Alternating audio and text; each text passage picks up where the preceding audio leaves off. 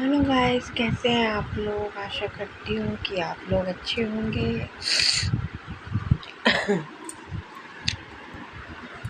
तो welcome my blog. मेरे blog में आप लोगों का बहुत बहुत स्वागत है। और बताइए गाइस, कैसे हैं आप लोग। तो मैं आशा करती हूँ कि आप लोग अच्छे होंगे।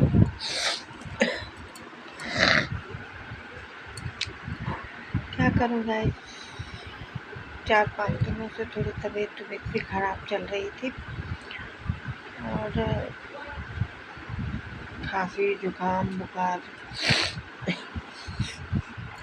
आपको तो पता ही, मौसम चेंज हो रहा है तो उसके साथ साथ तकलीफ भी बढ़ती जा रही है।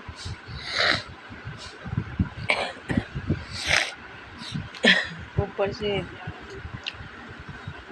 मौसम का तकाजा ऐसा है कि बारिश तो हो रही है लेकिन प्रकार से ठंडक नहीं है जैसे पहले लगा करती थी। कि जैसे मौसम इस तरीके का होता था तो ठंड लगने लग जाती थी। उसके बावजूद भी कोई ठंड नहीं है। किचन में जाओ तो वही पसीने पसीने पसीने। खाना बनाना बहुत मुश्किल हो रहा है ना। किचन में जाना ही मुश्किल हो रहा है तो खाना कैसे बनाएगा कोई। बस ये काम करना बड़ा मुश्किल है। तो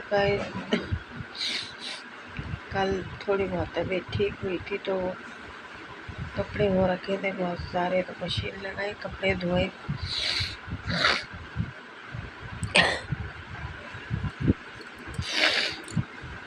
कपड़े उपड़े धोए धाए, फिर मौसम में एकदम से बारिश का हो गया। मैं डर के मारे कपड़े उतार के मैं नीचे गए। मैंने बोला इतनी मेहनत से तो कपड़े सुखाए हैं, फिर गीले हो जाएंगे तो फायदा क्या।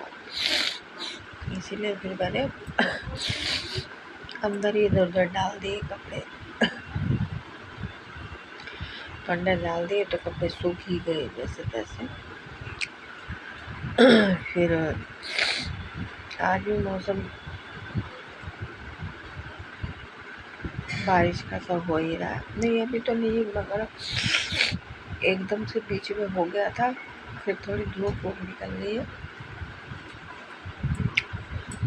तो बस यही टाइम पास हो रहा है। तो गाइस, अभी मैंने हस्बैंड के लिए रोटी वोटी बनाई थी और नाश्ता पानी दिया उनको, उनका टिफ़िन पैक वगैरह करके दे दिया।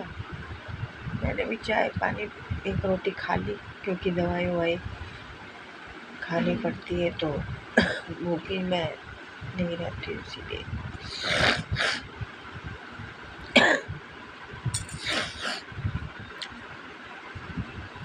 मैंने भी चाय पी, रोटी खाई। फिर अभी कमर में भी थोड़ी बहुत, आपको पता ही है कि मैं एकदम से काम नहीं कर पाती हूँ तो खाना वाना रोटी वोटी बनाती हूँ, फिर थोड़ी बहुत चाय वाय पीती हूँ, बैठ के आराम आराम करती हूँ। तो मैं फिर तब जो भी है तब काम स्टार्ट करती हूँ। सही रहता है ना, फिर थोड़ा कमर को भी आराम मिल जाता है और उसके अनुसार मैं काम भी कर लेती हूँ। तो काम वाम किया, फिर मैंने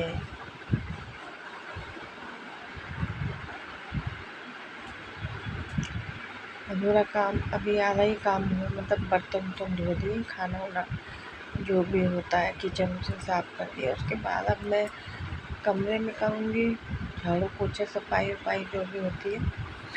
जीने पे भी आज मेरा नंबर है। गाइस, जहाँ पे मैं रहती हूँ तो वहाँ पे ना जीनों पे भी नंबर लगाना पड़ता है क्योंकि यहाँ 4 फैमिलियाँ रहती हैं। तो एक दिन वो लगाती है, एक दिन मैं लगाती हूँ, एक दिन फिर दूसरी लगाती है, फिर तीसरी भी लगाती हूँ। ऐसा होता है गाइस। अब क्या करें, देखो आपको तो पता ही है कि किराए के मकानों में हर चीज़ देखनी पड़ती है। अपना भी मकान होता है तो अपना भी करना ही पड़ता है गाइस। तो यही सोच के मैं ये सब कर लेती हूँ फ़िलहाल। अभी जब तक यहाँ टाइम पास मेरा जैसे तैसे चल रहा है तो अपना दिन काट रही हूँ। उसके बाद थोड़ा बहुत स्थिति ठीक होगी तो देखा जाएगा, या तो फिर यहाँ से कहीं दूर कमरा लेंगे या फिर अभी फ़िलहाल देखो क्या होता है। जैसा भगवान की इच्छा, क्योंकि देखिए गाइस हम तो भगवान के ऊपर डिपेंड करते हैं ना। जैसा भगवान हमको चलाएगा हम उस तरीके से चलेंगे, क्योंकि इंसान जो है ना वो अपने मुताबिक से नहीं चलता, उसको भगवान चलाता है। क्योंकि जो हमारी डोर है ना उसी के हाथ पे है, वो जिस तरीके से हमको नचाता है हम उसी के मुताबिक चलते हैं। अगर हमारी किस्मत में दुख होगा तो हम दुख भोगेंगे हर हाल में, और हमारी किस्मत में अगर सुख होगा तो हम सुख भोगेंगे।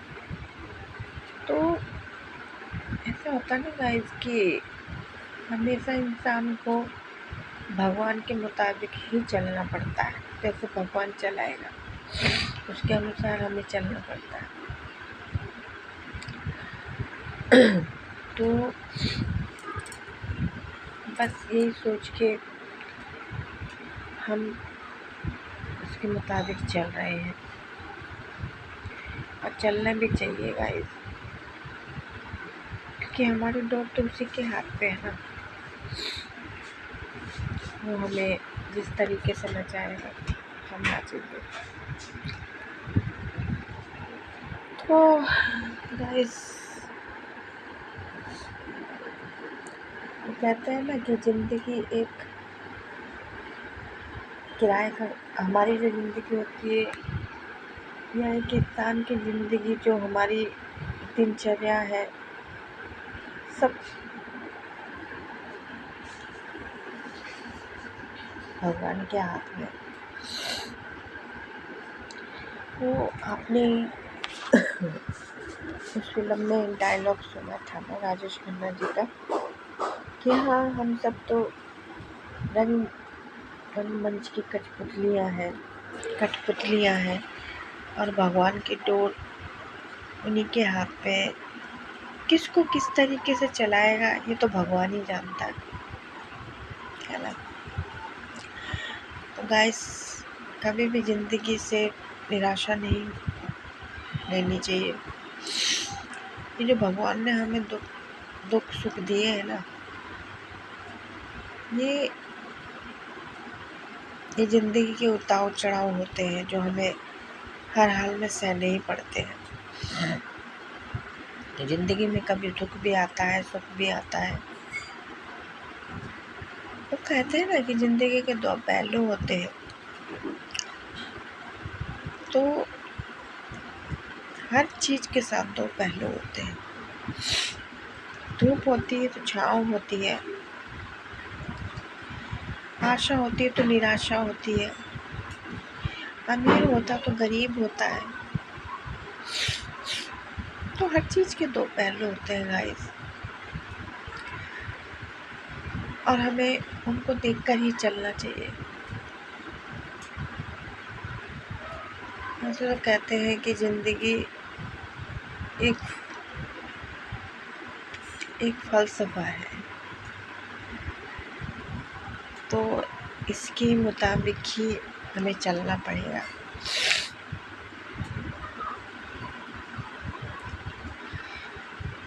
तो गाइस इसी की तरफ हम देखते हुए समझते हुए हर कठिनाइयों को पार करते हुए इसी तरीके से एक एक पल जिए,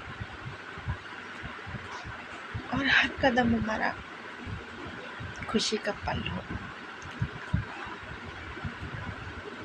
दुख तो कोसों दूर भाग जाए हमारी जिंदगियों से, हम बस यही चाहते हैं गाइस कि हम भी सुखी से रहें और जितने भी हमारे दोस्त हैं, भाई, जो भी हमारी फैमिली के अंदर है वो सब सुखी से रहें। इसी तरीके से भगवान का नाम लेके ज़िंदगी यूँ ही कटती रहे। तो गाइस अब तो धीरे धीरे से त्योहार भी चालू होने लग रहे हैं। अब तो त्योहार ही त्योहार आ रहे हैं। अब थोड़े दिनों बाद रक्षाबंधन आएगा। तो जब ज़िंदगी में त्योहार आते हैं ना तो जीने का कुछ और ही मज़ा होता है।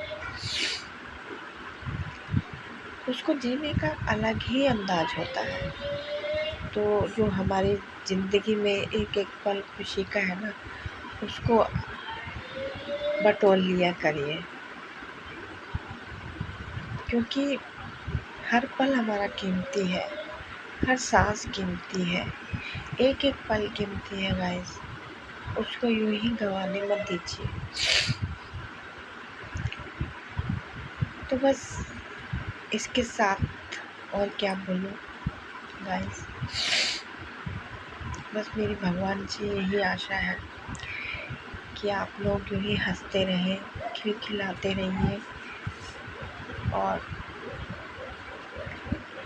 भगवान ने जो इतनी अच्छी हमें नेमत बख्शी है उसको इसी तरीके से बरकरार रखिए। किसी का बुरा मत कीजिए, किसी का बुरा मत सोचिए।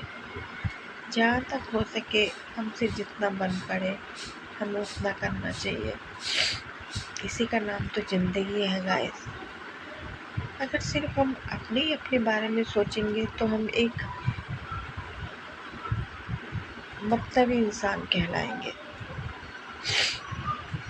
देखिए गाइस, मेरी तो शुरू से ही मतलब आदत है कि जितना मेरे से बन पड़ता है या जितना मेरे से हो सकता है गाइस मैं करती हूँ। आगे भगवान की इच्छा, और जितनी मदद हो सके उतनी मैं करती हूँ। पैसों से हो चाहे कैसे भी हो, ज़रूरी नहीं है कि लेन देन से ही मदद होती है। मदद तो कई प्रकार से की जाती है। अगर आपको पैसों से नहीं कर सकते हो तो हाथों की मदद से किसी भी तरीके से मदद कर सकते हैं हम लोग।